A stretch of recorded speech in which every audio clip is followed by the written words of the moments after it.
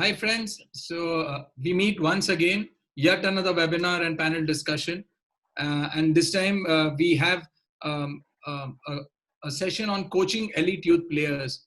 I think the presenter, moderator and the panelist need no introduction, but let me just quickly run through. Then first of all, I would like to thank Scott. Needs no presenter, was technical director, head of coaching education of AIFF. He is also a FIFA and AFC instructor, currently with Capital Football as a technical director. Thank you, Scott, for coming in. Thank you so much. Always supportive and helpful as always. Thank you. Then we have a few homegrown coaches whom we call, and that's the whole point of the Association of Indian Football Coaches is, yes, welfare of coaches. But we have homegrown coaches. We have Bibiano Fernandes, who's currently with the Indian under-16 team and ex-international. Thanks, Bibiano, for joining in. Pleasure, Dinesh. Thank you. Thank you. Bibiano has been joining us for all the AIFC webinars that happened in Goa, and I think he attended all the sessions as a guest speaker. Then we have Ambrose, was again an ex-international player, been with Mumbai City FC, currently the assistant coach of the under-17 women's team. Alex, thank you and welcome. Thanks, Dinesh. It's a pleasure. Thank you. And then we have Flyod Pinto. Flyod Pinto, we call him a Mumbai boy. Did his coaching in Mumbai, then was with the Indian national team, the under-20 Indian national team and the Indian Arrows for a long time. Welcome, Flyod. Thank you, Dinesh. Looking forward to it. Yeah, thanks. Thanks, Flyod. So without wasting time, before I hand over to our head of coach education and ex-technical director and national team coach, Savio Madeira, to speak a few words, we have some technical issues with the platform. So after 40 minutes, we will be resending you a new link on the groups. So we'll have to stop this session and then you'll have to come back again. So just a reminder. So 40 minutes, after 40 minutes, we'll stop this session. We will send a new link to the groups and then you'll have to again come in. Over to Savio, sir. Sir, please. Thank you, Dinesh, and good afternoon, everybody. It was nice to be back again on one more AIFC webinar. And knowing that Scott is coming, we all know that what service he has done for us in the country. As Dinesh was just mentioning about the panelists who are there, all the three coaches, upcoming and talented coaches. And Scott was responsible to start the AIFF academies in India when he was here. Started help and coach education, which I am trying to take it forward from here. And then, as Dinesh has said, it's homegrown players. If it was not for Scott, I think, although we have a lot of talent, but as we know in the past, we invited every time a foreigner, even in the youth teams. But it was Scott who tried to put his foot down to see that Flyod and Bibiano should be there as youth coaches. And I'm proud that his selection, whatever he done for the coaches, was good enough, where we have seen the results what these coaches have been producing. And it is a proud moment for us that even though Alex is an assistant there, he did try to take over the team before and did won the SAF with the girls, and is still there to work the team. We have Bibiano doing a very good job. Very soon we are going to be out with a draw, and Flyod, who has given very good service. I thank all of them, and thanks Scott for coming here and trying to share his knowledge, because coaching youth elite players is a lot difficult because they come up, the age is different. There are so many distractions which are there in that age group. But with Scott coming in to give in, and the panelists who are there who have gone through this phase, I think it will be a good discussion. Thank you very much, Scott, for joining, and hope this this discussion will be a fruitful one for all our Indian coaches. Thank you. And thank you, sir. Thank you so much. I'm sure I would have not done justice to what you just said about Scott. Rightly said about, whatever he's done for football and our country. So thank you, Scott. Over to you. You can share the screen.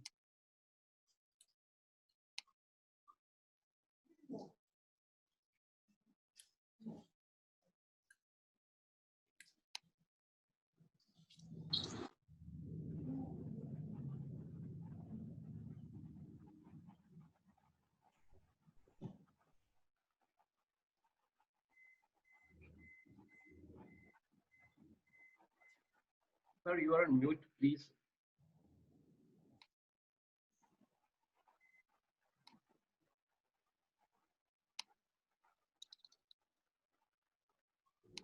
Advantages I think you've got now is that you've got Savio in charge of coach education. I first saw Bibiano on a B license in Goa. I saw Flyod at a B license in Mizoram. And that's where they got identified on the coaching courses. And that's a great opportunity now with Savio and his staff to be able to identify potential future coaches for national teams or for clubs. If clubs ring up Savio and can he recommend a suitable person. So it's great to see. I was very happy to see Flyod and Bibiano do what they did with the respective national teams. But what I want to talk about today, I'm just going to share my screen now and come up with my presentation. And I'll invite opportunities for questions as we go forward. Can everyone see the screen there? Cool. Yes, sir. So, talking about coaching elite players, when I first came to India, I was employed by FIFA to set up academies across the country. So we had an opportunity to start trying to develop some elite players, because up until then, and I mentioned this in a webinar I had in Australia a couple of weeks ago, TFA was the only real development centre, from my understanding. That was the equivalent to our Australian Institute of Sport. So a lot of the best players who got developed in Australia went through the Australian Institute of Sport, and previously a lot of the best players who India developed came through TFA. And it wasn't necessarily, it was more a finishing school, if you like, because some players who got to TFA, they wouldn't have got there if they didn't have talent. It was the same with the Australian Institute of Sport. It was more a finishing school and helping to prepare players for that next level. So when we're talking about coaching elite players, we've got to, I might move my screen over a bit so you can see everything, is we've got to define what an elite player is, right? What's going on? So what is an elite youth player? So AIFC defines it as elite youth football, which is played by a selected or talented teenage boys or girls, either at national level or a professional club environment. But sorry to come in. We can only see a Zoom screen. Okay, what have I got to do? You have to share screen. You'll have to go to share screen and open the presentation on the desktop. Yeah, I am sharing it. Huh? No. Oh. It says I'm screen sharing now. One sec. Can you just again do that? I'll make you the host right again. Okay. I'll stop sharing.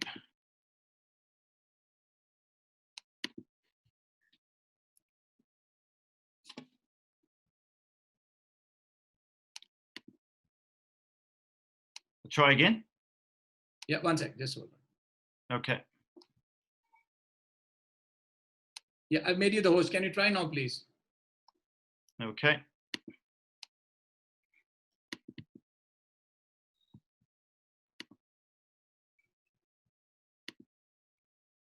How's that? No, it only shows a Zoom. I think some issues with a Zoom screen. It's not showing a presentation. Okay, that's strange. Let me see. You have to share the PPT on the screen. So you'll have to go down to share screen and then click on the PPT or the PDF.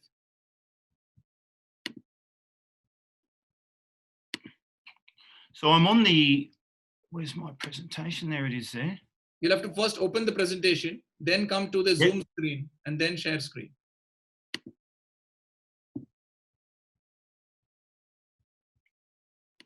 Okay, just a second.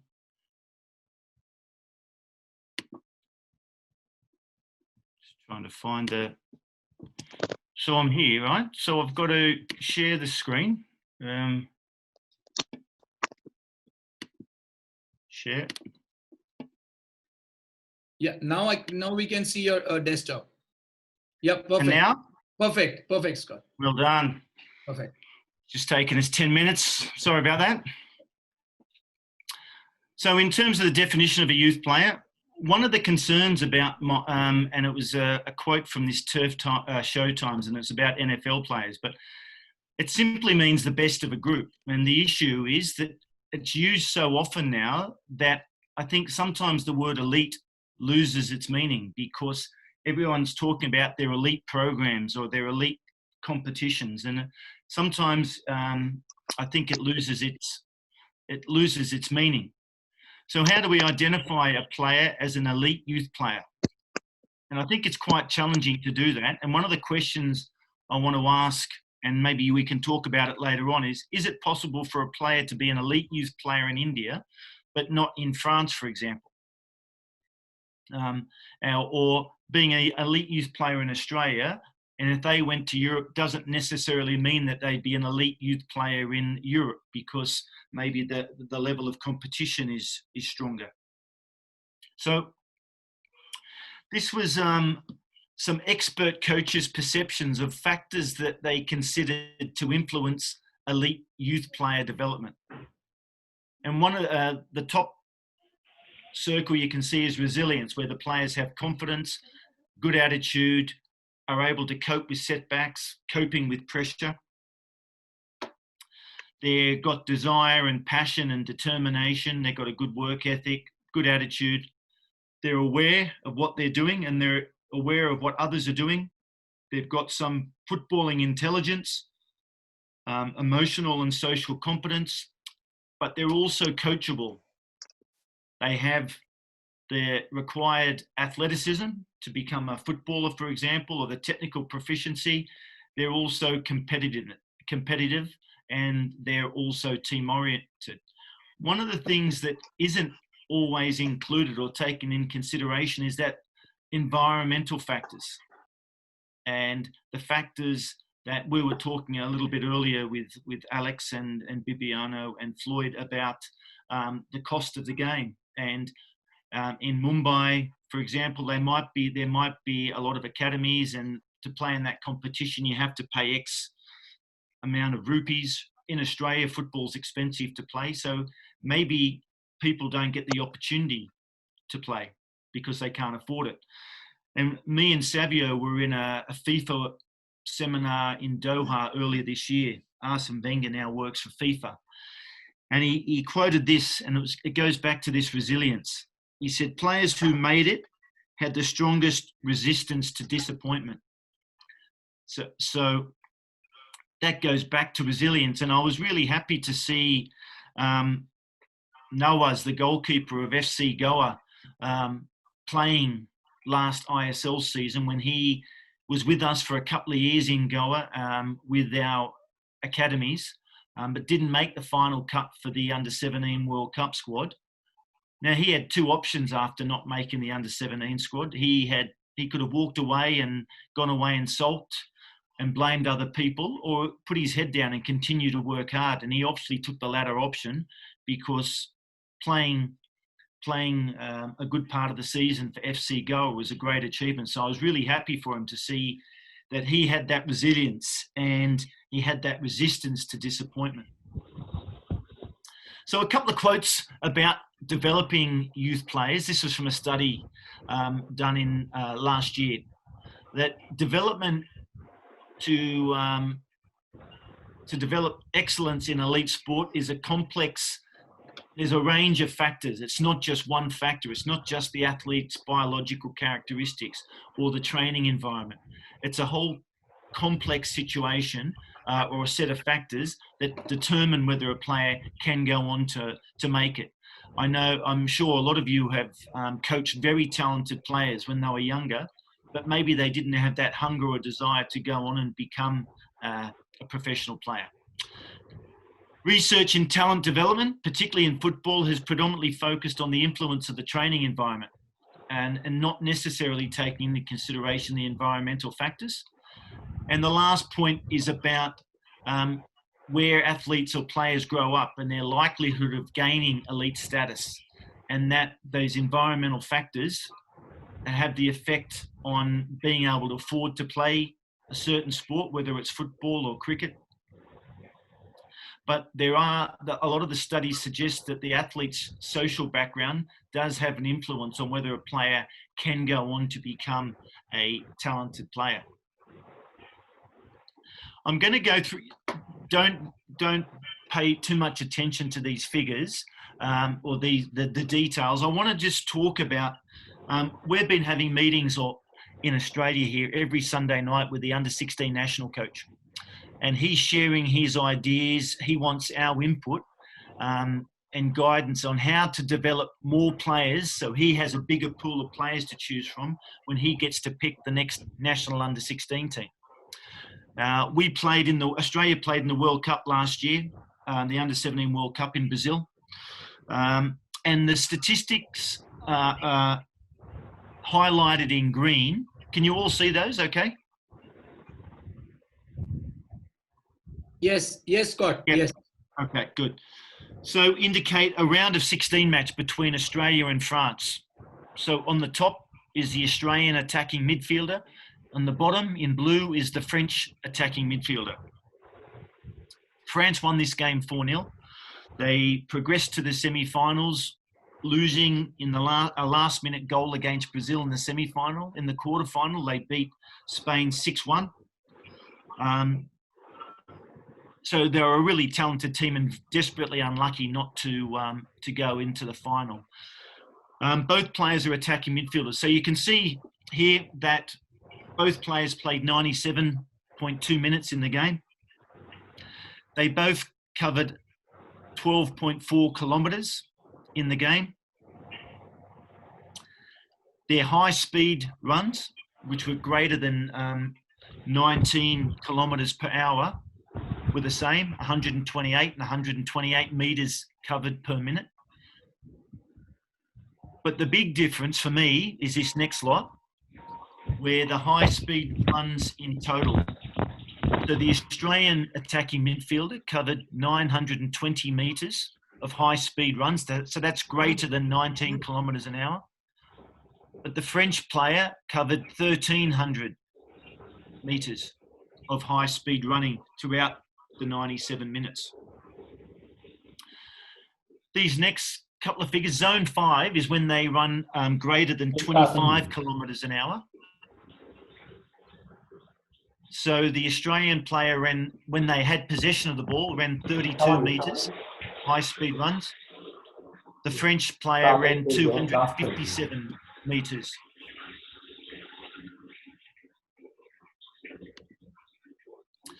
Sprints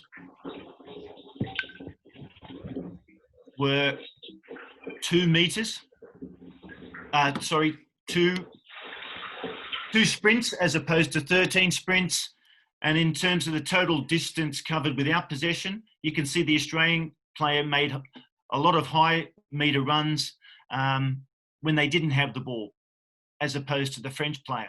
Now that, I don't want you to pay attention to the individual figures, but I want you to be aware about those high speed runs and in the importance of our players being able to prepare to make those sort of distances in games.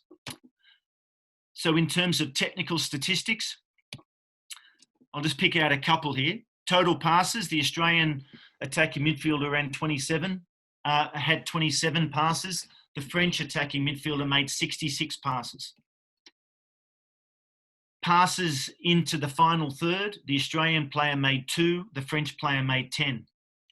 In the key passes, the Australian player made 0, the French player made 7. So just some tactical stats without possession, very similar. Balls won by the Australian were 2, balls won by the French player were 6, and ground challenges 0 from the Australian, 5 from the French guy. So the question I want to ask is, what do these statistics tell us? I don't want you to give me an answer now, but I want you to have a think about it when we break and when we have a chance to ask some questions. I spoke to Bibiano before. He doesn't have access to GPS, so he doesn't know the figures and the stats that his players are running, but the Australian coach does.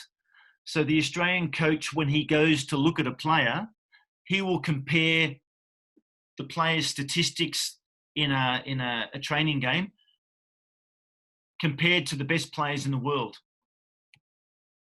So do our youth coaches have access to this type of information? No, in most cases. If they did, what could or should they do with it? And can we try and plan our training sessions to try and replicate these actions, to try and get the intensity up, to try and ensure that in a training game or in a training session that the players are making high-speed runs or they are making forward passes into the final third?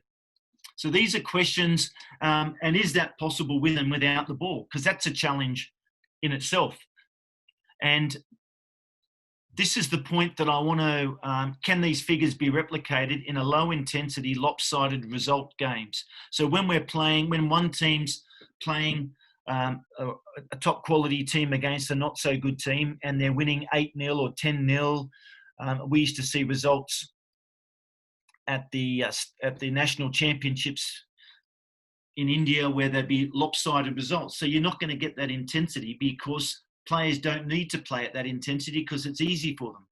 So that's one of the big challenges, and this is the point that I want to emphasise throughout tonight, and I hope you go away with, is that there is no development without competitions. And I think this is one of India's biggest challenges in trying to develop elite youth players, is to play regular competition where the best play against the best, and they play for 6 or 7 months in the year, not 1 month, not 2 months, not 5 games, not knockout competitions.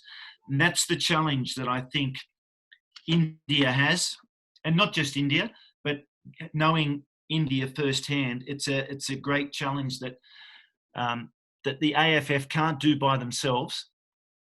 At the moment, the state federations, or from my understanding, still aren't being very cooperative in terms of preparing decent length competitions, and it's left up to private providers, private academies or private companies to run these leagues.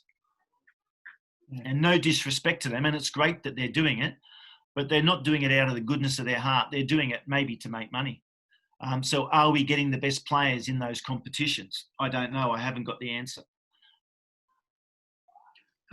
Scott, sorry to come in. We have 5 minutes to go, and then we'll send one more link.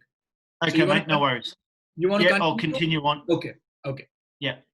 So there's the double pyramid where we've got social football being played on the left and representative football being played on the right. So players can change sides depending. They might start off wanting to be an elite player, and then they find out they're not going to make it, so they switch to the left pyramid, and vice versa. You might have just started off playing soccer for fun or football for fun, and then you switch over and start playing elite football.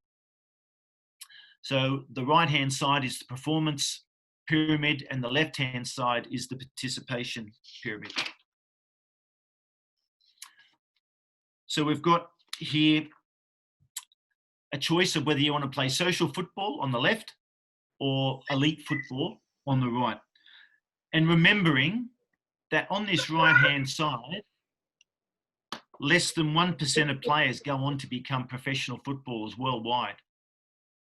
So the chances of making it to that top part of the pyramid is not an easy one.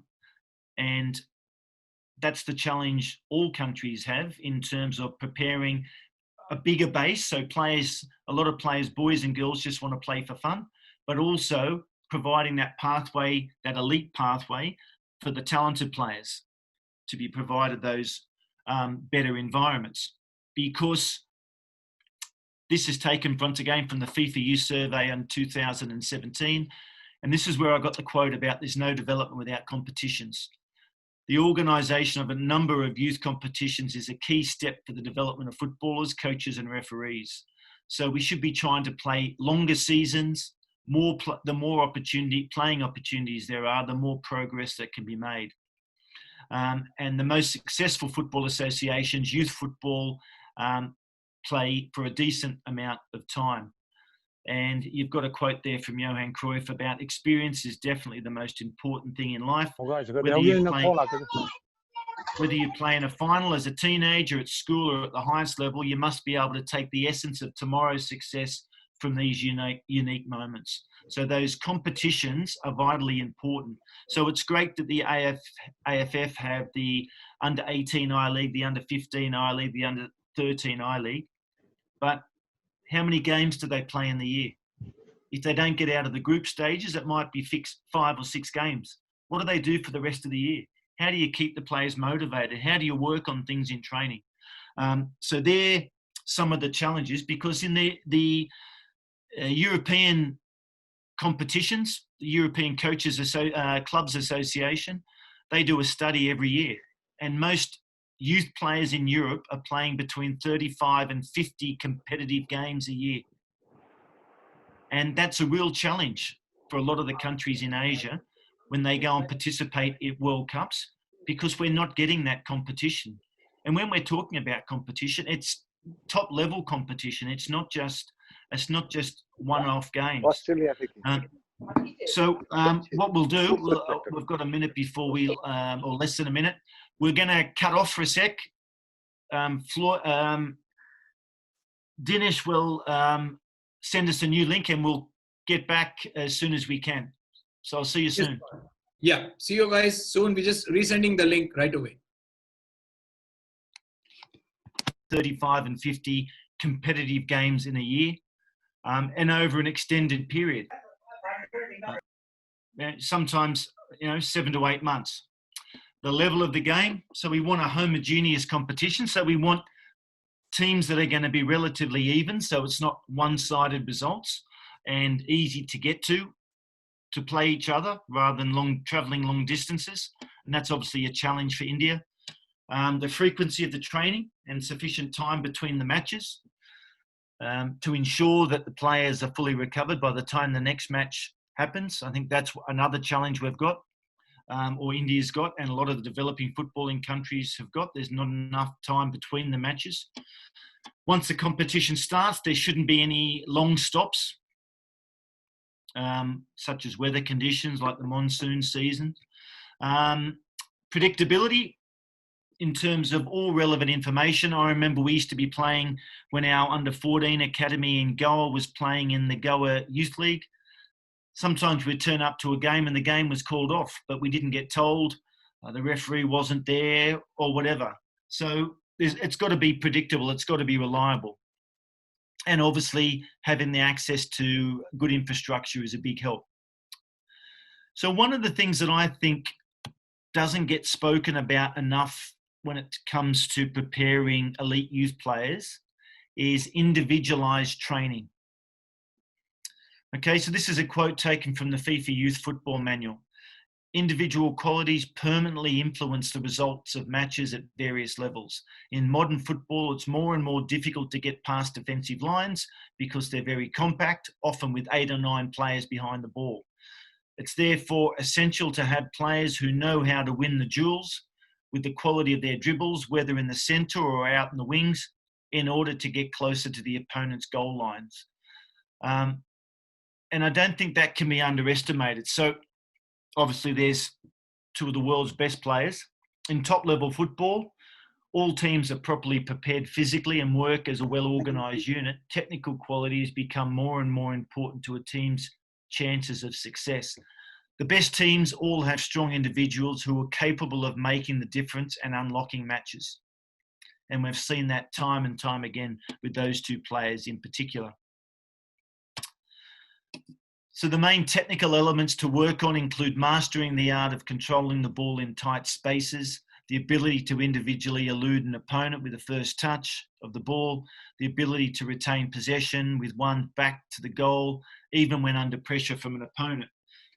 So I'll just show you, I hope this video will play, and it plays okay.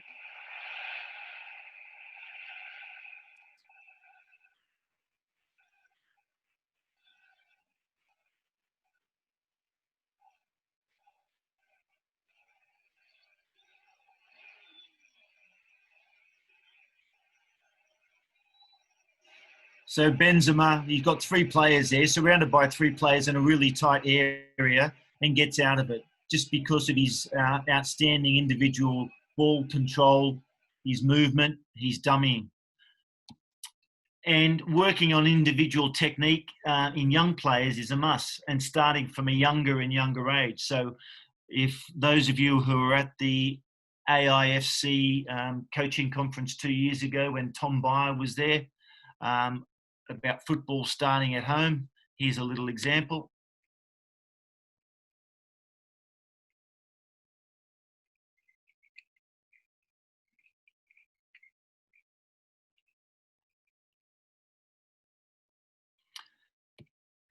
And talking about individualised training, Rene Mullenstein, who worked as a technical development coach at Manchester United, he's the assistant national team coach in Australia now.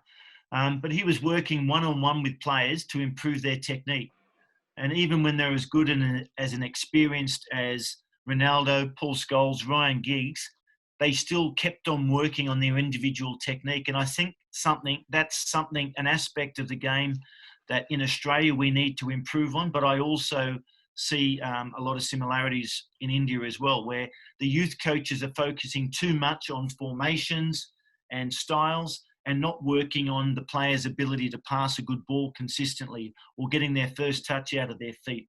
That's something that I think we need to work on.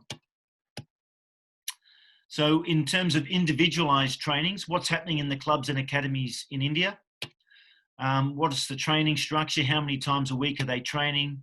How much time's devoted to individualized training? What percentage? Do they have specialist coaches? And what does that mean for the head coach? How much time do you give those specialist coaches to work? And I'll put my hand up. When I first wrote the curriculum for our national academies in India, I paid too much attention to the team and not as much as I should have done to individualized training. In my environment here in Australia, we employ a full-time person who's out there supporting the club coaches, the youth coaches, to guide them, to go and observe their training sessions, help mentor the coaches, watch the games, and help support the coach in the training sessions of those coaches. And we do that, obviously, one, to help the coach, but to try and provide a better training environment for the players. I'm going to skip these next few slides. And Flyod and Bibiano will be familiar with this format because it was the curriculum, or it's just one page from our curriculum from our academies in India. And after the second year, I added in that highlighted part where on a Monday, Wednesday and Friday morning, we would do core work, but I also added in individual technical work where the players and the coaches could work on their individual skills and technique in the morning after their core work. So instead of just doing 30 minutes core work, we did 30 minutes core work and then 30 minutes individual training. Sometimes the player would work with a group of players in his position. There might have been some players who were working on finishing, other players working on crossing, just to give the players the opportunity to improve their individual ability. Because it's something that I think is definitely missing in Australia, definitely, but it's also in India, where sometimes our coaches are guilty of worrying too much about formations and not worrying about working on and correcting the technique of our players. Because if we don't correct it, they don't change and they keep on making the same mistakes. So that's something that we want to try and emphasize, and I think it's got to happen through our coach education as well, to particularly at the D license and the C license level, where we're focusing a lot more on the individual technique of the players and being able to correct that. Because if we can't correct it, the players are going to keep on making those same mistakes.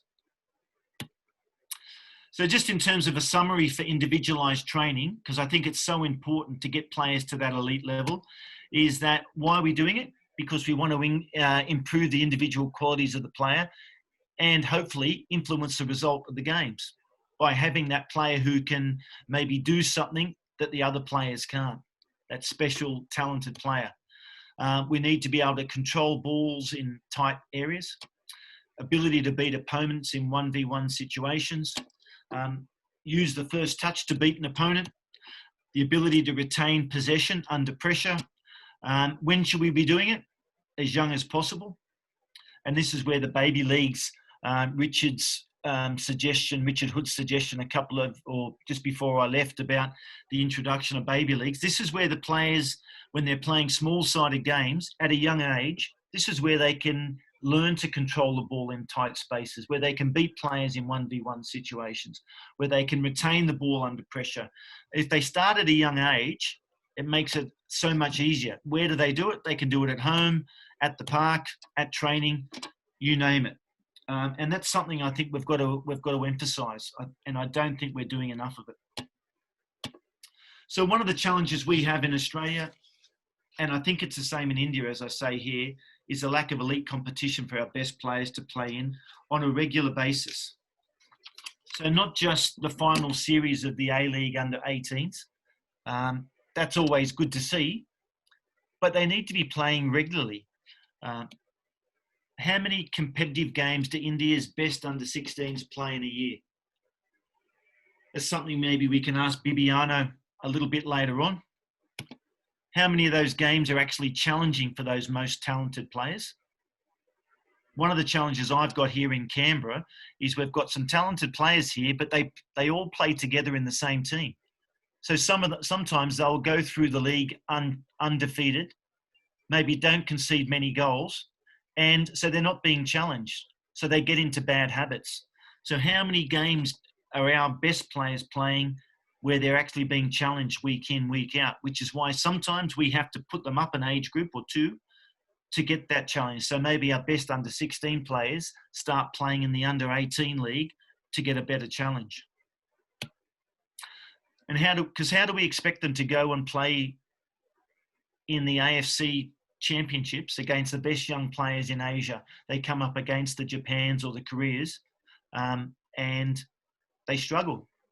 And it's not their fault. And so it's not fair to the players. It's not fair to the coaching staff. So the solutions, and that's what we've got to come up with, is solutions, because everyone can point out the problems.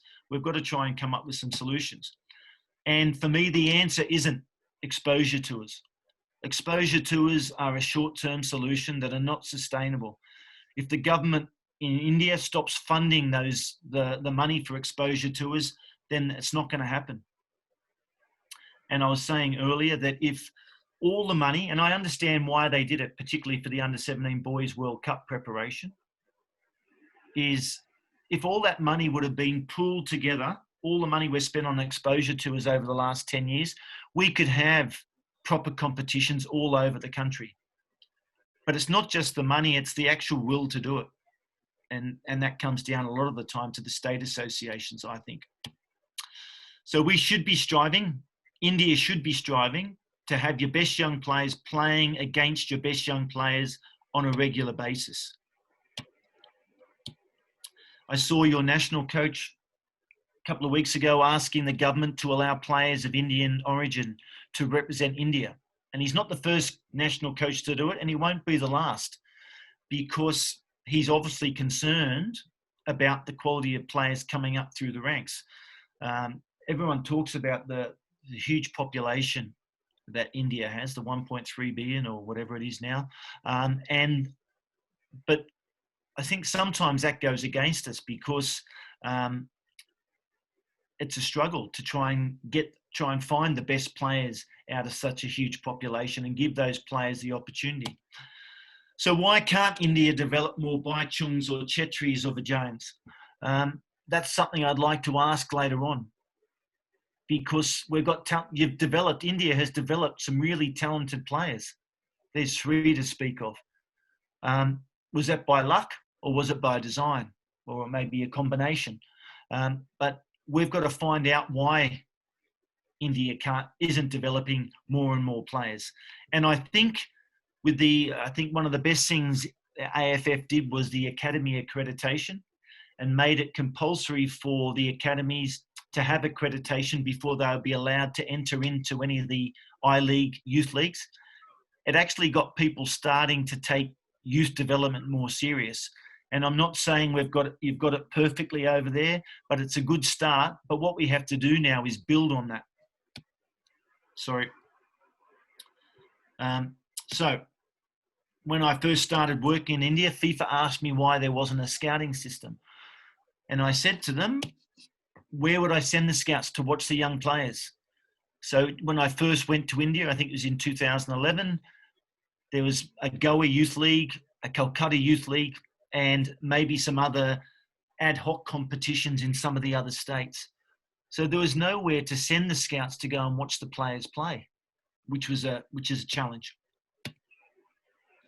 So my point here tonight is you can have the best youth coaches in the world coaching your best young players, but if those players aren't being challenged and playing with and against the best players of similar quality on a regular basis, they're going to struggle to improve. So if you go back to those statistics we looked at in the World Cup last year, are any of our players reaching any of those figures? I doubt it. And we don't know because we haven't got access to their GPS figures and their match stats about how many passes did they make in a game, how many forward passes got through to the final third, how many key passes were played. We don't know those because we're not getting that information. But it's something that Australia is trying to do. And the national coach, the under-16 national coach, is sharing those figures with us. So then when I recommend a player, he will say, well, how many metres is he run in the game? And it's the total distance isn't the most important. It's those high-speed runs. How many high-speed metres is that player running? When we've got the ball, when we haven't got the ball? How many passes is he making into the final third if he's an attacking midfielder? All those things, they're the sort of questions that my under-16 national coach is going to ask of all the coaches recommending players. So the challenges for you guys and the national youth coaches are, how can we get our players closer to the standard of the best young players in the world?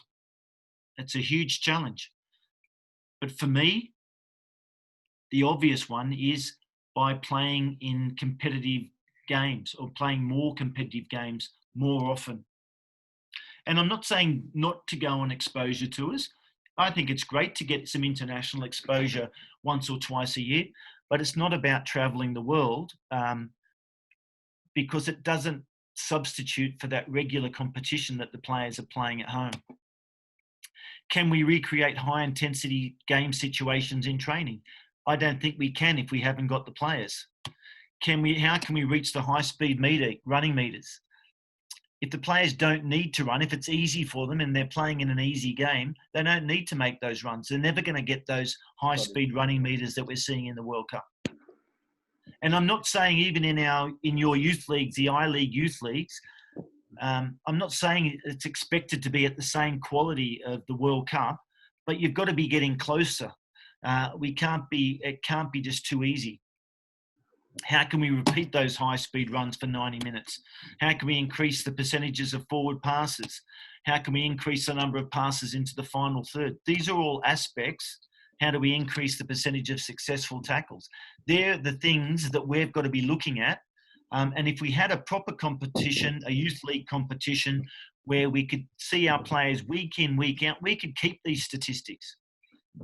And GPS systems are getting cheaper and cheaper now.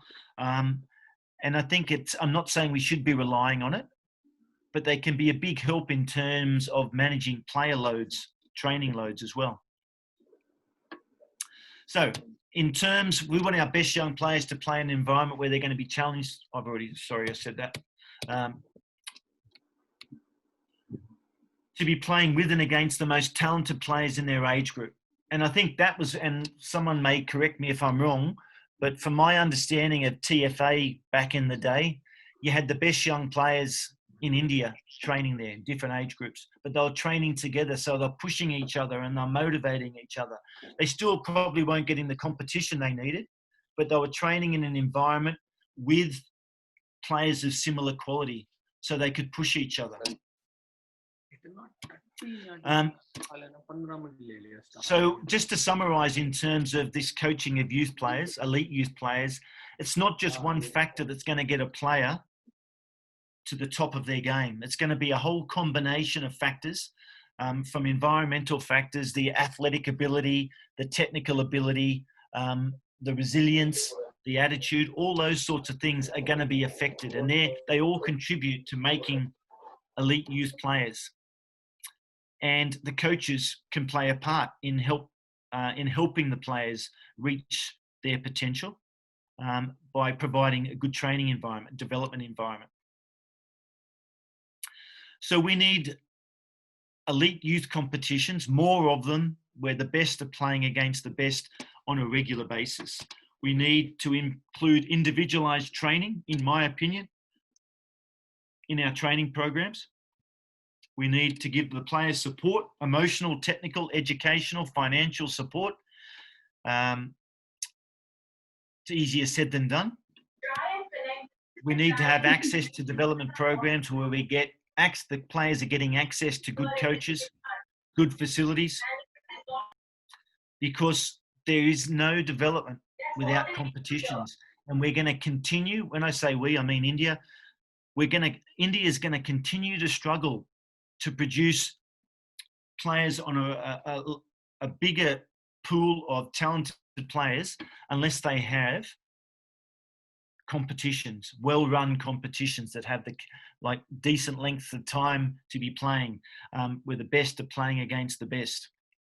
That's going to be a huge struggle, and the AIFF can't do it themselves. They need that support of private institutions, but also the state associations, where the players can actually play regular games against the best teams and put them in different divisions, if you like. I know some, but you're much better off. There's no benefit for a team to get beaten 10-0 regularly. They'd be better off playing against players their own ability. So putting players in or teams in certain age groups.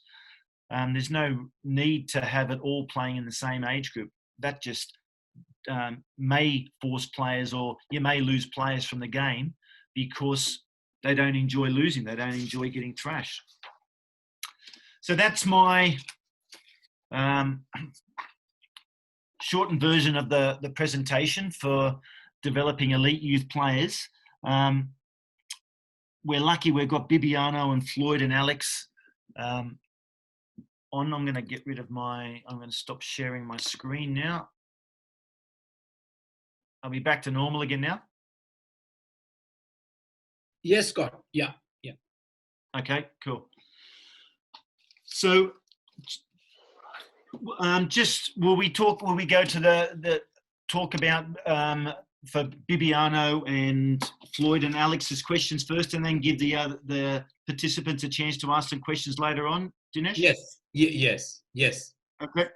So Bibiano, it's obviously great to see you on this webinar, mate. So having been a successful player yourself, does it sometimes become hard to avoid you comparing youngsters to the qualities that you had as a player? So being a talented player, and from all accounts, I didn't get to see you play when you're at your peak, but I heard you're a very skillful player. So when it comes to identifying players now, do you compare them to the players of your era and what you could do at that age? Thanks, Scott, and good evening, everyone. Nice to be here on a webinar with Scott and other coaches.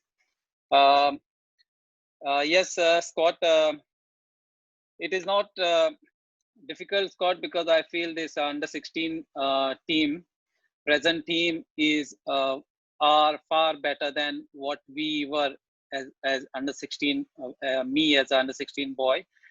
I feel that has changed after that, when at the time when we were playing, and now the under 16 team. And if I remember me playing as a under 16 team as a Superdo Cup, and if I recollect the matches what we were playing, present under 16 teams are far better than what I was or we were before. These things have changed due to maybe technology, the knowledge, uh, players have accumulated, the technology, the TV, the mobiles, internet has come over, and now it is so accessible to any player on mobile. You can check out any player in the world and imitate those players, and this under 16 teams and under 16 boys nowadays have been imitating the top players in the world. The more exposure, we never saw exposure when we were playing. We didn't have much exposure, and now nowadays boys have been exposed to foreign countries. We go to Asian countries, sometimes European countries. That also makes a lot of difference in the level what they are right now, and the technology which has come also has made changes. So, and the most important thing I see with this under 16 or present under 16 teams or boys who are in India are better because of the change of coaching education in India, and it has changed a lot of coaching, the way we were coached, and now the boys have been coached. I remember, if I recollect, when I was in the professional setup, I remember running 45 minutes on a 400 track, 45 minutes, and I came first in that. And the next first game of the season, I was not there even in first 18. So, and another thing was also, I thought I was the fittest player in the team, but when you go and start play in the training, in the practice matches, I found it difficult for me to play best of my abilities, because I was thinking I was fit, but when you start playing the matches, it is completely different. So the coaching education has changed a lot of things in India, and that is why the present under 16 team much far better than what we were before. Yes, Scott. Okay, thank you, Bibiano. Floyd, can I ask you a question about your former club? Kenkre were known to focus on developing young talented players, and you were, as a coach of the Kenkre first team, you gave chances to many youngsters. How did that experience help you when you started working with the young national team of India? Yeah, good evening to all the coaches. Good to see a lot of familiar faces. Scott as well, because you were the one who was responsible for me getting into the AIFF in the first place. At Kenkre, based on the presentation that you gave, and Scott, a lot of points that I could connect with what we had at Kenkre. The first was competition. So the academy teams played at least a match at least once a week, and Kenkre as a club organized 3 youth competitions a year, which were 5 or 6 aside for up to the under 16s. So the kids, not only who were part of the Kenkre Academy, but also the other teams in Mumbai, the youth teams in Mumbai, were able to play at least, you could say, 12 matches throughout the year in these 3 competitions. At least, if they went all the way to the finals, they could have played at least 20 matches. Then it came out to the youth teams. So we had an under 17 team, we had an under 19, and we had the first team. And all these 3 teams were playing in competitions. So the first team was playing in the Mumbai Elite Division, which is the first division of Mumbai and the second division I-League at that point of time. Then we had the under 19 team who were playing in the Super Division, which was 1 division below the first division. And we had the under 17s playing in Division 1. So there was a good structure in place at the club. So at every point in time, the players as well as coaches we were always challenged by the competition that we were participating in. And there was always that carrot to show to the players that if you are able to perform next year, you could be in this under 17 team. If you play really well, you could be in the under 19s next year. And there was a good structure in place. But more importantly, before I getting into Kenkre, there was a very good culture at the club. You know, there was it was basically a family. A lot of players that were part of the club uh, had an affiliation to the club. They loved playing for the club. They loved playing for each other, and that was the culture that was developed through the club. So it was a good family atmosphere in the club, and like you said, there were a lot of privileged kids who we were fortunate enough to give them the opportunity to get a good level of training and a good access to competitive football. But that's the drawback of a metro city like Mumbai, that once they maybe reach the elite division of Mumbai, they kind of give up, and there are much more better things in life that they would like to achieve than playing professionally. So in fact, there was just one player recently who's played for Minerva Punjab FC this season. There was Nitesh Aswani, who's coming from a very good background and a classic example of him pursuing football to the highest level. And I was fortunate enough to be involved with each and every age group. So I worked for Kenkre for 6 years, and I have players who've played with me from year 1 to year 6. So that was the advantage of being part of Kenkre Football Academy, being able to affect the system right from the bottom to the top, and having good people around you. And it's satisfying for you, Floyd, to see those boys develop, right? And to say that you played a part in their development, because you know what it's like. It's the same all over the world. Youth coaches don't get paid much, if at all. So the satisfaction they get out of coaching is seeing those players develop. And if they go on to become a national team player, it's like, okay, I played a small part in that player's development. And obviously with you and Bibiano working with the academy boys and Sargent and Akil and coaches before that, seeing those players leave the academies and then go on to professional clubs or go on to the national team is really satisfying. So seeing Tapa at the Asian Cup was great. To say, yeah, okay, well, he started with us when he was 14 or something and he's made it. And it's that's the real satisfaction out of coaching for me, is to see those development of those players.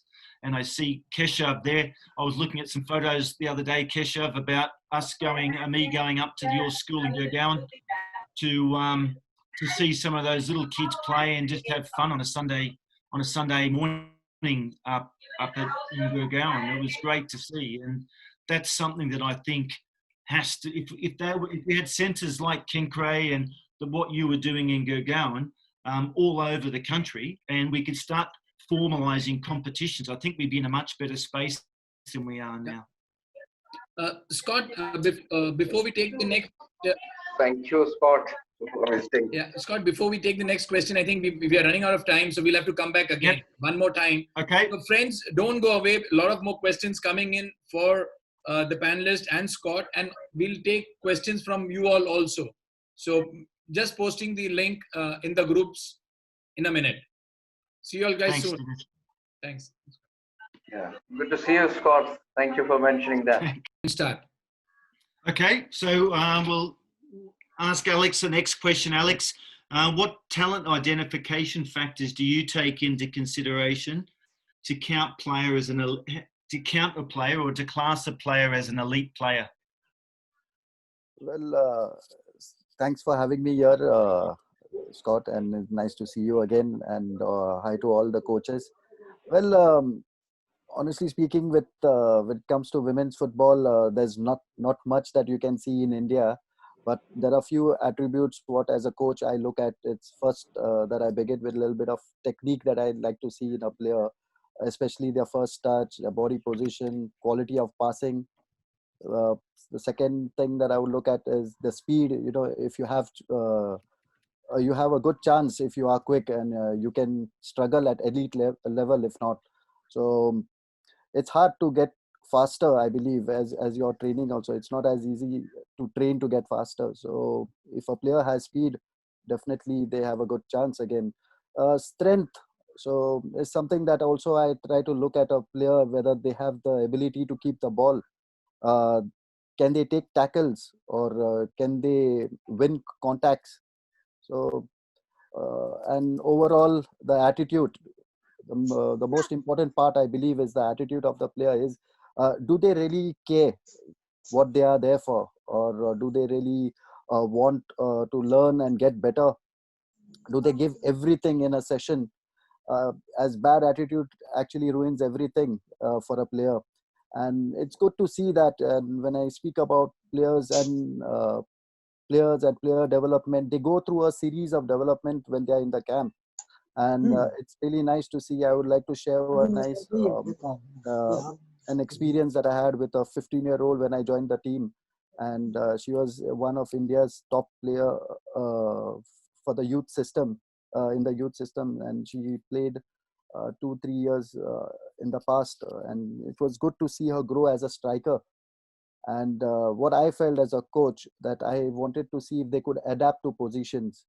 So I thought that let me see if this player who was a striker, I personally felt as a coach that she has a wonderful reading, she has good understanding, and I believe that this girl could play at higher levels, and not only play in India, she could really play in some good leagues as she grows, if she had the same determination and the same work ethic. And I had a conversation with her that to change her position. So that was the biggest development that happened, which I spoke to her. I tried to make her understand, and she agreed, and she thought that she wanted to give it a try.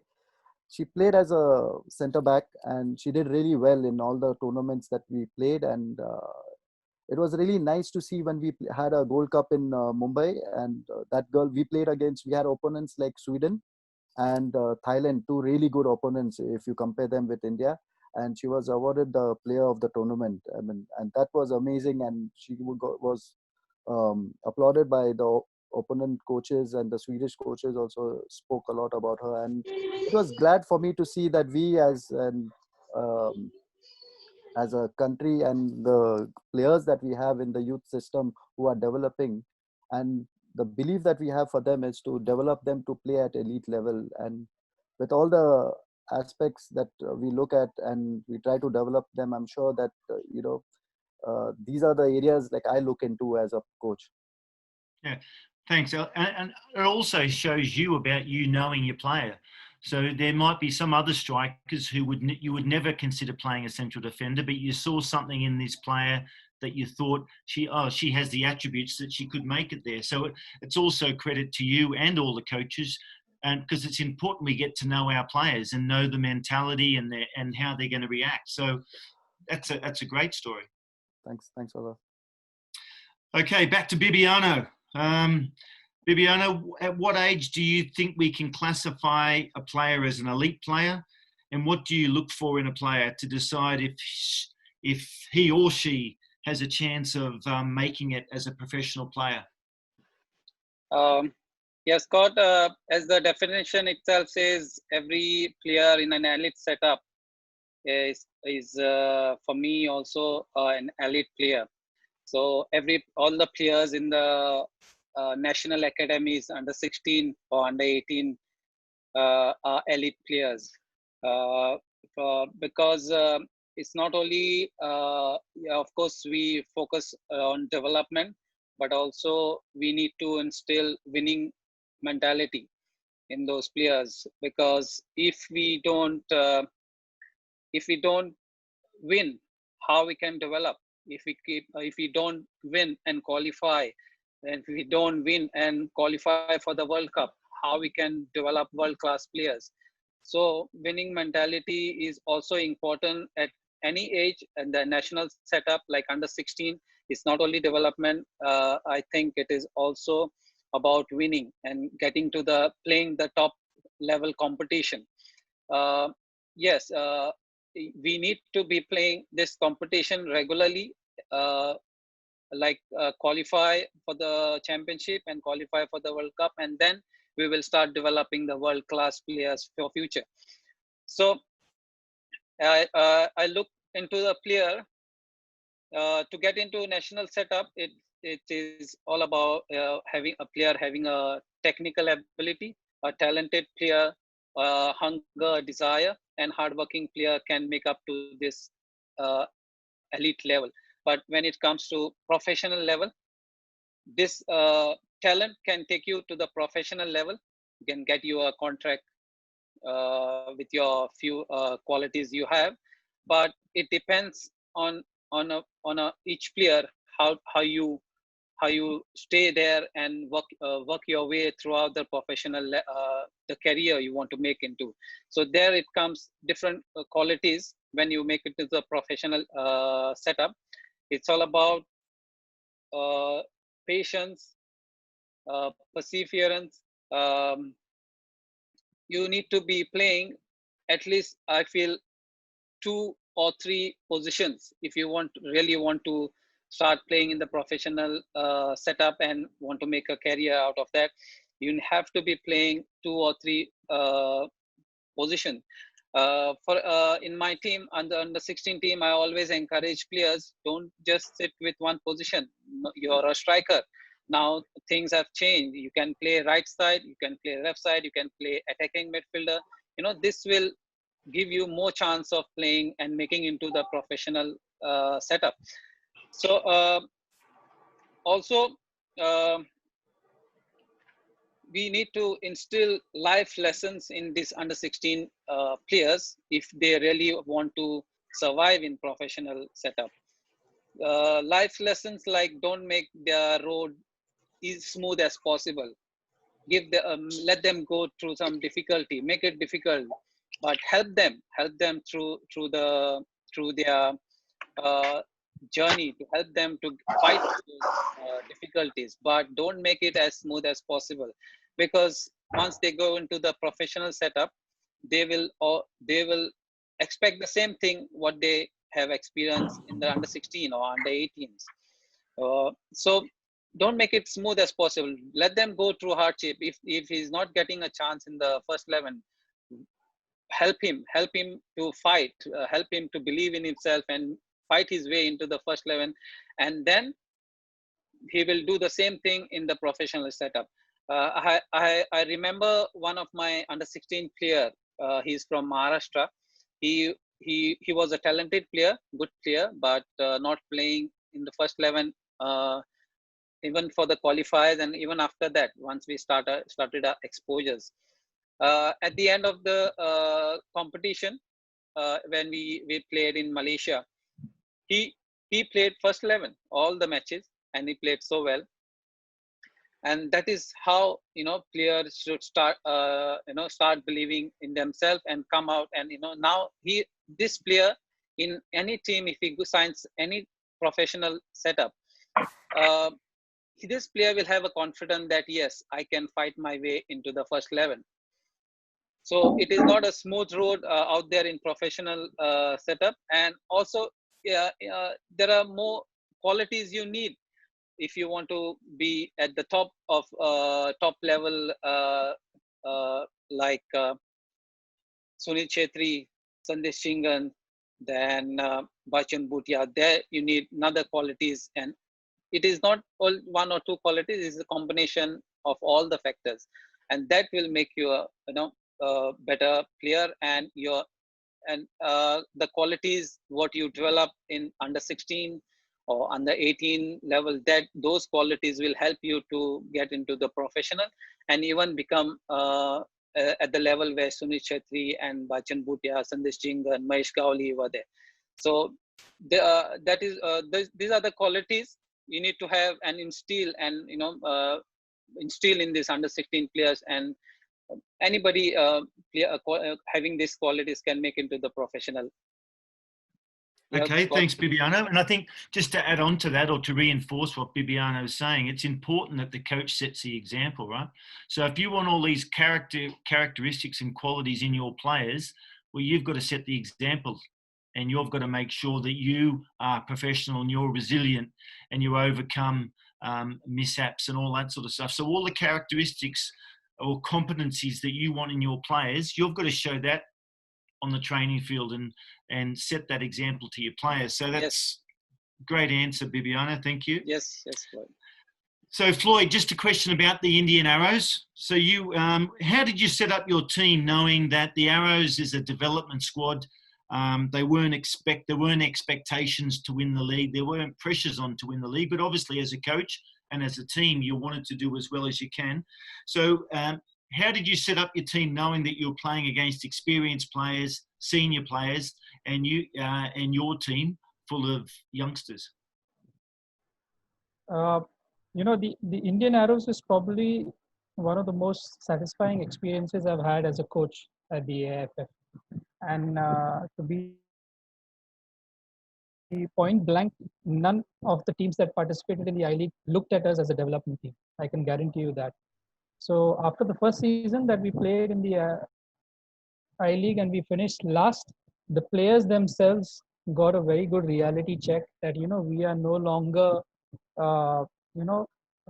considered as a development team. We are here to compete and we need to start winning. So, Mahesh and I were fortunate to be given the job for the next season. And the end result, although it is not something that we should celebrate, but we were very happy about that the amounts of points that we achieved as compared to the first season and the position where we finished and the results that we had. But the aim of that season, after the first season, although we were perceived as a development team, was finding a way to win, finding a way for these boys to get success, to achieve success and enjoy the game. And we were fortunate enough to be with a very progressive group of players, probably the group that has received the most amount of exposure, the group that the AIFF has spent, I think, the most amount of money as well, in all aspects. So these boys had already seen a lot throughout their career in the AIFF, which spanned about 5 to 6 years. And they were very vocal in the way they wanted to move ahead and in the way they wanted to play. And they were very hurt, if I could be very literal, after the first season, that, it doesn't matter what happens, sir. In this next season, we want to start winning more games and we don't want to finish last. That was the aim. So Mahesh and I, literally, we went down back to the basics. Although we were playing in the I-League, you're playing against quality oppositions, but we wanted to provide them with the basics and the techniques and the tactics that are required for them to achieve success. And more importantly, with these boys was game time. So it was very challenging for us to give a squad of 25 players equal game time. So one was trying to progressively develop a better style of play, which one season was never going to be enough. But from the first match till the last game against Kerala Blasters in the Super Cup, we have achieved a shift in the style of play, which we were happy about. Second, we worked a lot on their basics that were required in every position. Mahesh, with the experience that he had, worked a lot with the players, especially the defenders, with respect to small things like positioning, playing individually as a player, turning as a group, moving up as a group. And I worked with the forwards and the attackers, trying to get as many combinations as possible to score as many goals as possible. So we worked a lot on the basics, and closer to the games, we started working on tactics, which these boys, were not familiar with. And once it came towards the midpoint of the season, where we were happy that, with the technical aspect of the players and the tactical capabilities of the players, where we started to adapt to different kinds of situations. For example, against Real Kashmir, we knew how Real Kashmir play. They were a 4-4-2 team. They just kick the ball long to their big center forwards. They work on first balls and second balls. That was the first time in the season we changed the shape of the team. So from a 4-3-3, which these boys were used to playing, we shifted to a 3-4-1-2. So small aspects like that, like Bibiano said, it's not only about the footballing aspects, it's about the all-round capability of the player to be adaptable. Because there is no guarantee that a player playing at youth level in a particular position or in a particular formation is going to play in the same position or the same formation when he turns pro. And so we were focused on getting the players to grasp as much information as possible that would help them or give them the confidence to win matches. And it's not just a one season job. It definitely required 3 or 4 seasons, but in that one season we could achieve a lot of positives.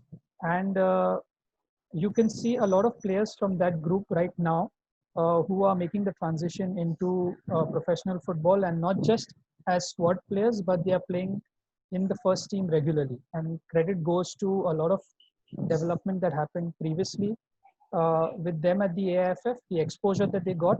But those 2 seasons in the I League playing competitive football has transformed them into from bench warmers or squad players into first 11 players. Okay, I'm glad you said what you said, Flyod, about winning and the players not happy about not winning, because I think there's that finding that balance, right? So youth coaches always, they can hide behind, oh, it's only a development team, or we're developing the players. But at some stage, we've got to get to the point where football's about winning as well. So we've got to start introducing that into our training sessions and in our games, because at the end of the day, no one likes losing. And as you said, the players didn't want to lose anymore either. So finding that balance where, yeah, we're developing them to play professional football, but playing as a team, they want to win as well. So we've got to find ways to win, because otherwise, I know Singapore's got a similar program to the Arrows. I think it's the under-23 team, the Young Lions in Singapore's league. And they've been finishing last for the last few years. But at the start, they were competitive. So that's the challenge. The other challenge we've got with the Arrows program, and I like that, the fact that they're playing in the I-League, is that the thing that's missing is the opportunity for them to play with experienced players. So when I was a youngster, I learned a lot from my coaches, but I also learned just as much from the senior players I was playing with who were guiding me out on the field.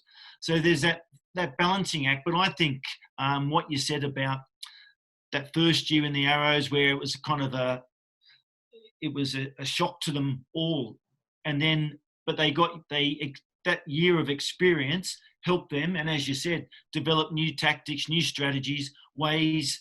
And they have to be flexible. You have to be able to play in different formations and different positions if you want to go on to become a professional footballer. So that's a good story, Flyod. Thank you. Alex, our last question is, what is your take on the quality of the female talent pool in India at the moment? You'd be probably the best person to ask this question to, given your involvement with the senior squads and the various young squads. What do you think about what's happening with the female football and the talent pool in India?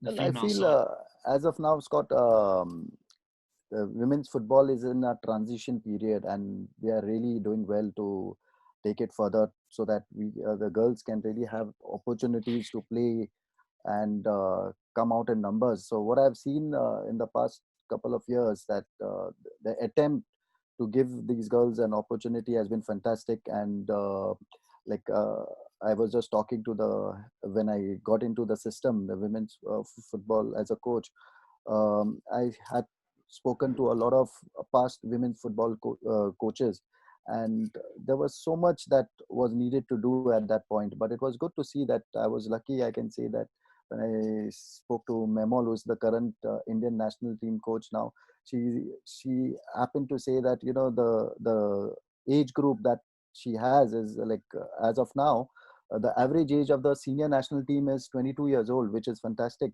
I feel. And we can see that the youngsters are more interested, and you have players really committed rather than having players who just came to represent.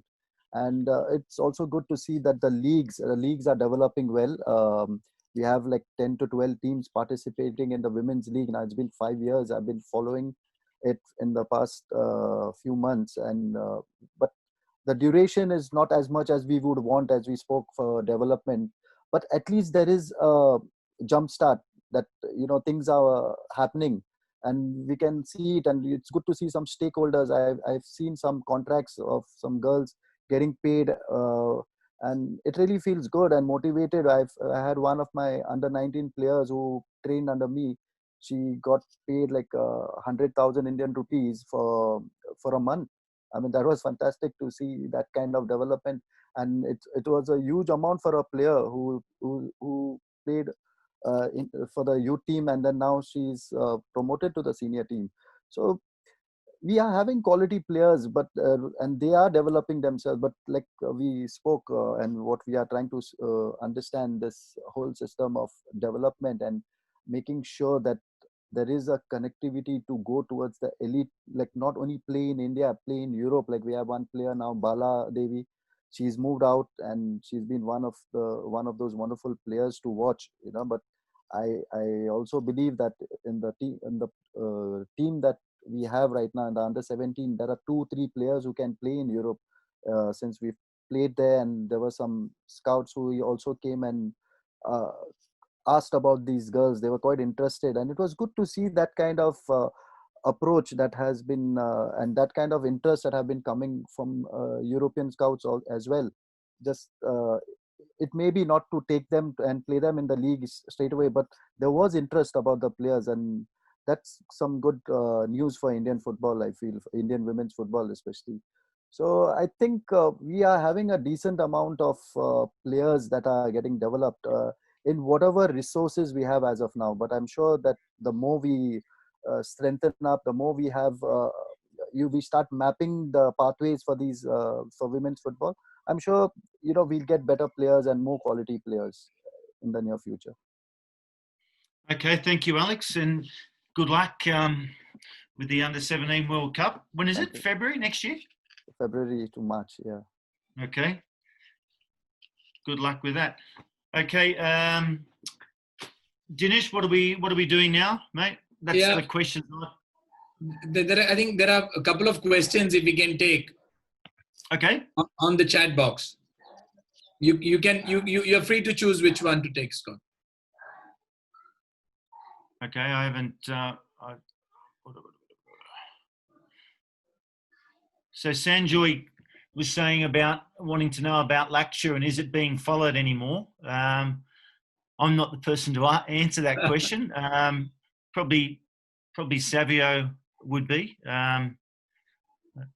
But I think, and I'm biased because I have a lot of respect for Rob Barn, who wrote the document. But I think at the time, Laksha was a good document to write. It was something that enabled us to base our coach education on. And I think the problem is it's got to evolve and it can't stay the same, because Rob wrote it back in 2012, 2013. Now it's 2020. We've got to evolve. The country's got to evolve. Coach education has to evolve. So I think I think it achieved its purpose. It started coaches thinking about different ways of playing football, which I think was a good thing. But I don't think we allowed it to evolve. I don't think we just. It has to be a living document. It can't just stay there and stay in 2013. It's got to go, and we've got to keep on adapting to that. So I think it achieved its purpose. I don't think we should be following it word for word, because we're developing some really good coaches. We've got a good coach education system in India. We've got some good young coaches coming through, and you guys have to think for yourselves. So I'd love the next Laksha to be written by an Indian, because it's your document, it's your national curriculum. So it shouldn't be written by an Australian or a Dutch or a Belgian. It should be written by the next big thing in terms of football curriculum should be written by you guys, because you got the ability to do it. Just got to convince the people up top that you have. And you do that by your record, by your attitudes, by your commitment to the game. Savio, do you want to add anything about Laksha being followed?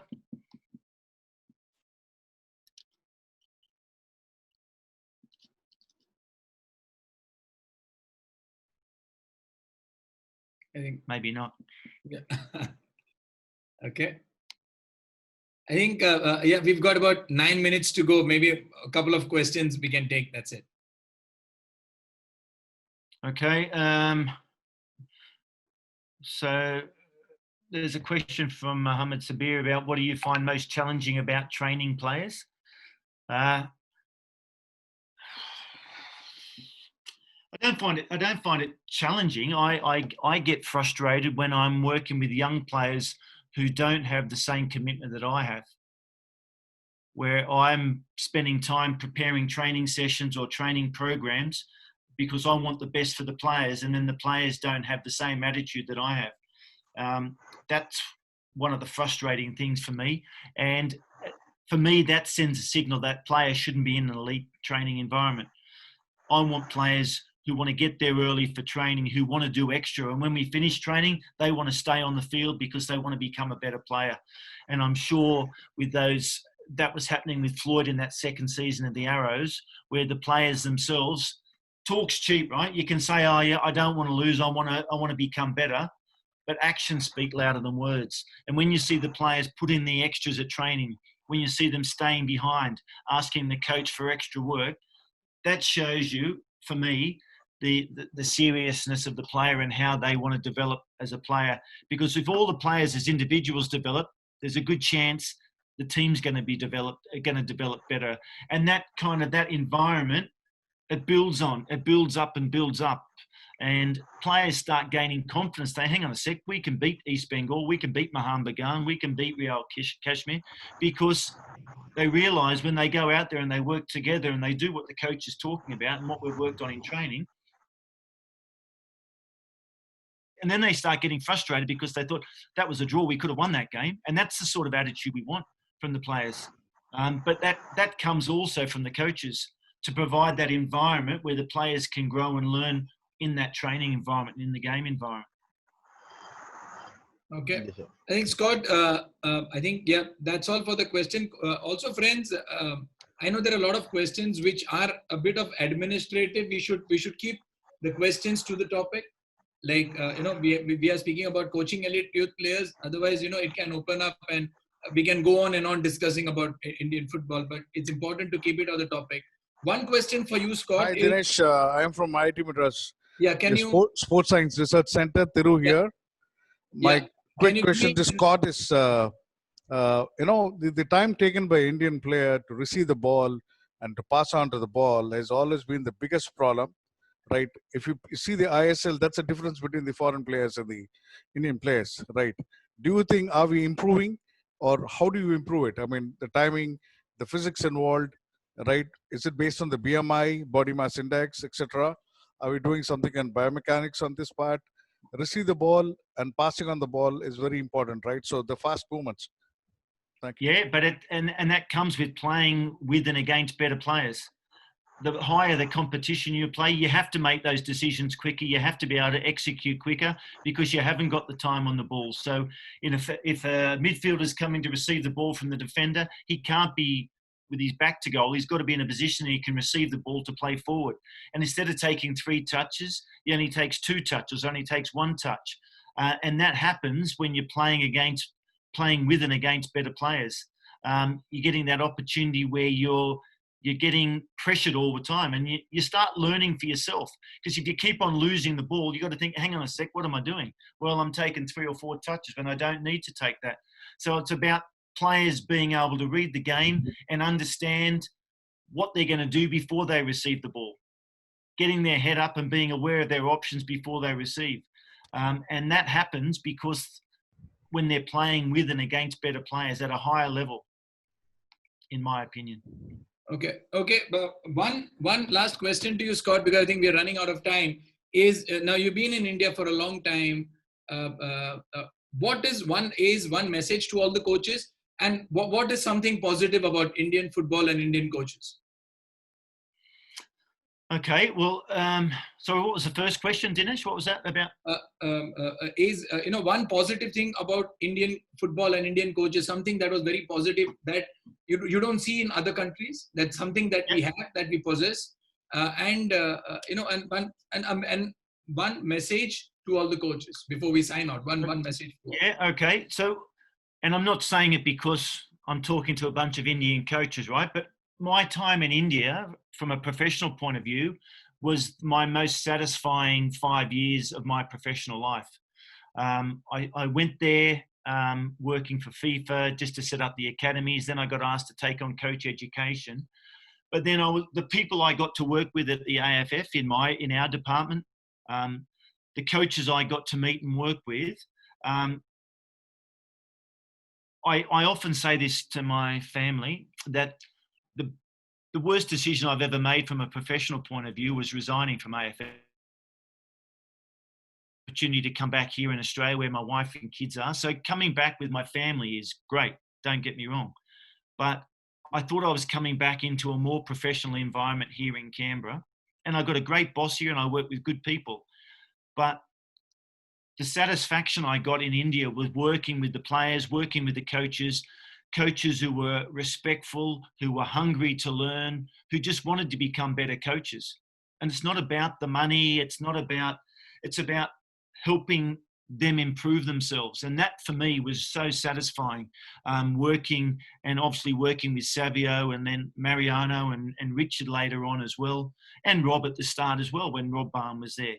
But it was just the opportunity to work with people who we were working together to try and improve Indian football. And I'd like to think that we played a small part, and I still follow it. I still follow the ISL, I follow the I-League, I follow the national teams. I follow when the Bibiano's team plays, I send him messages or Flyod messages and that. It's great to see what's happening in Indian football. I'd just like to see things move quicker when it comes to the competitions and the youth competitions and those structures, because it's not just all about the ISL. It's not just about the I-League or the national teams. It's about what's happening underneath. And we've got to get that right if the long-term future of Indian football is going to progress even further, because there's so much potential. My final message to the coaches is keep on doing what you're doing. I mean, I've been following all your webinars. I haven't been on, but I see it all the time. I see Dinesh's posts. That's great that you're doing all that sort of stuff, because it's going to help you become better coaches. You've got to be sponges and you've got to take in all that information. So I know we're running out of time, so I'd really just like to thank everyone for coming on tonight. I've really appreciated reconnecting with you guys, and I wish you all the best. Thank you so much, Scott, for all the support, and thank you for coming in. Bibian, thank you. Flyod, thank you so much. And Alex, thank you. And once again, all the coaches, a lot of patience coming in and out again. Thank you so much. I think we'll cut off any moment. Thank you, everyone. Thank you so much.